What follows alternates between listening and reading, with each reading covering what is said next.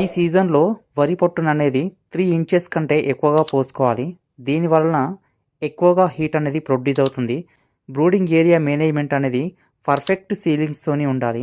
మనం సీలింగ్స్ అనేది కట్టినప్పుడు బయట నుంచి ఎలాంటి చలిగాలు అనేది లోపలికి రాకుండా ఉండడం వల్ల టెంపరేచర్ అనేది పర్ఫెక్ట్గా మెయింటైన్ అవుతుంది.